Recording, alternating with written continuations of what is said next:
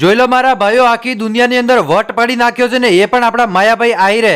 અને જોઈ લો સાહેબ, આ હેલિકોપ્ટરમાં આપણા જયરાજભાઈની જાન જવાની છે ભાઈ. આ હેલિકોપ્ટરની અંદર એ જયરાજભાઈ બેસે, એમનો પરિવાર બેસે. જુઓ તો ખરી સાહેબ, આજુબાજુની ધૂળ ઉડાડી મારી સાહેબ. આ જુઓ ખાલી, આવા લગન તમે કોઈ દી જિંદગીમાં નહીં જોયા હોય સાહેબ. હવે અત્યારે જે તમે હેલિકોપ્ટર જોઈ રહ્યા છો, આ હેલિકોપ્ટરમાં આપણા જયરાજભાઈની જાન જવાની છે ભાઈ. અને ત્યાં જઈને સાહેબ શું થાય છે એ તમને આગળ એક પછી એક વિડીયો બતાવતો રહીશ. એટલે ખાસ કરીને ચેનલને સબસ્ક્રાઇબ કરી નાખજો. હવે હાલો, સૌથી પહેલા તમને આખો આ વિડીયો બતાવું છું. અત્યારે જે તમે હેલિકોપ્ટર જોઈ રહ્યા છો, હેલિકોપ્ટરમાં જાન ગઈ છે માયાભાઈ આહિરના દીકરાની, એટલે કે જયરાજભાઈની જાન ગઈ છે સાહેબ. આમ તો આપણે જોતા હશો કે લોકોની જાન છે ગાડીઓની અંદર જતી હોય છે, પછી થાર ગાડી હોય, સ્વિફ્ટ ગાડી હોય કે બોલેરો હોય ભાઈ. પણ અહીંયા જે એન્ટ્રી પાડી છે ભાઈ, તમે જોઈ શકો છો હેલિપેડ બનાવવામાં આવ્યું હતું ને હેલિપેડ ઉપરથી તરત જ હેલિકોપ્ટર લેન્ડિંગ કરીને ઉપડી ગયું છે ભાઈ.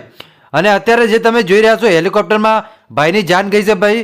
જોરદાર, ખરેખર આખી દુનિયા જોતી રહી ગઈ કે ભાઈ આખરે આ હેલિકોપ્ટરમાં જાન કોની ગઈ ભાઈ. કેમ કે આપણે તો સાહેબ આટલી બધી તાકાત ન હોય કે આપણી જાન છે એ આપણે હેલિકોપ્ટરની અંદર લઈ જઈએ, પણ આપણી સાહેબ તાકાત છે કે આપણે ગાડીઓ કરી શકીએ. પણ અહીંયા સાહેબ થોડો પૈસા વધારે હોય તો સાહેબ તમે આવું હેલિપેડ પણ બોલાવી શકો છો, હેલિકોપ્ટર લાવીને તમે પણ આ રીતે જાન લઈ જઈ શકો છો ભાઈ. પણ એની માટે સાહેબ પૈસા હોવા ખૂબ જ જરૂરી છે.